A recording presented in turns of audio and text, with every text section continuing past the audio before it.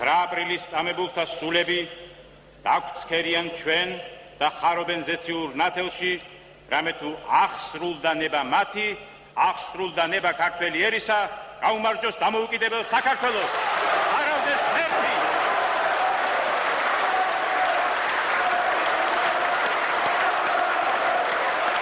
სანამ სტუმარს დავიწყებდეთ, ფოსტერსი ადგომით პატივი ვიცეთ 1999 წლის 9 აპრილს აქ მთავრობის სახლის წინ დაღუპულ მამულიშვილთა ხსოვნას.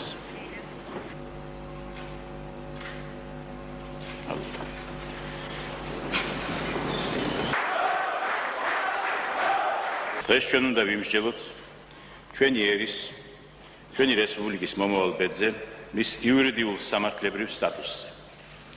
ჩვენ უნდა შევაჯამოთ ჩვენი გამოცდილება ამ მიმართულებით და გადავწყვეტოთ თუ რა გზას დავადგეთ მომავალ და დღევანდელ რთულ პოლიტიკურ სიტუაციაში, რათა დავიცვათ ჩვენი ქვეყნის სუვერენიტეტი, ჩვენი ეროვნულ-განმათავისუფლებელი ბრძოლის მონაპოვარი. როგორც მოგეხსენებათ, 31 მარტს საქართველოში ჩატარდა რეფერენდუმი.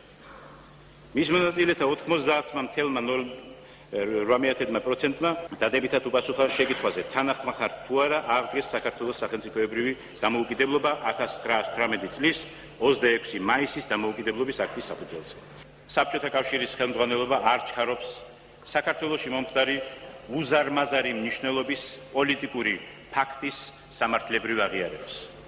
მას არად მიაჩნია საქართველოს მოსახლეობის ნება, რომლის ესოდენ სრულყოფილად გამოხატვას დღეს მთელი მსოფლიო ეხმაურება.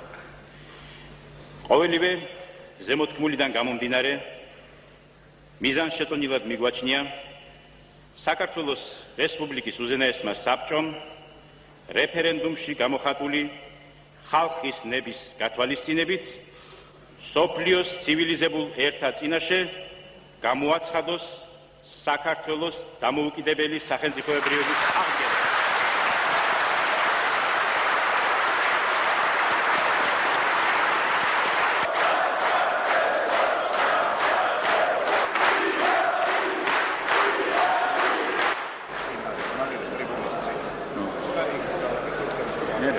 მეგობრებო, ალბათ არ შევცდებით თუ ვიტყვით, რომ ეს ის ტექსტია, რომლის მიღებისა და დაცვისთვისაც ჩვენ ვცხოვრობთ.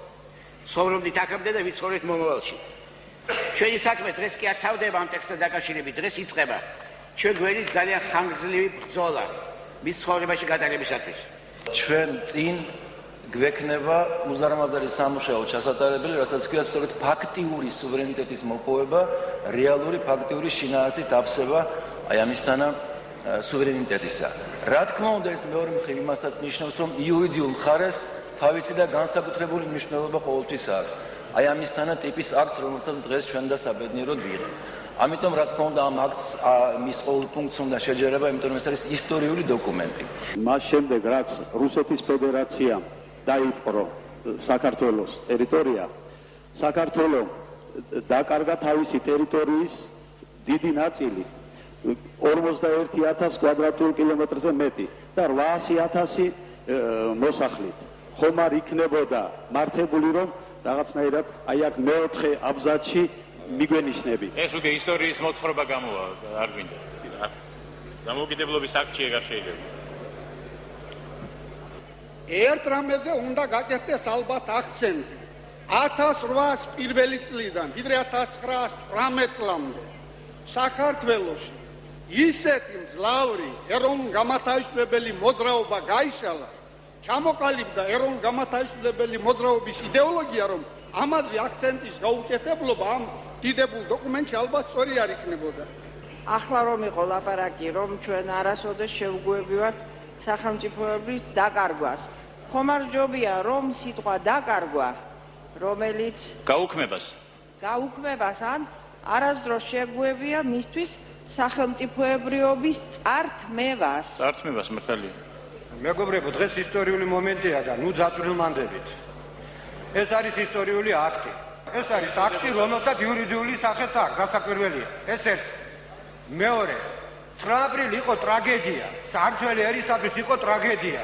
და ამას ნუ უარყოფთ, ამ ტრაგედიამ შეძვრა მთელი მსოფლიო და საქართველო.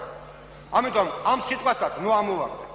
და ბოლო მოდით დავამთავროთ აი ამაზე, ესე იგი ამ ტექსტზე ლაპარაკი, ეს არის ისტორიული დოკუმენტი.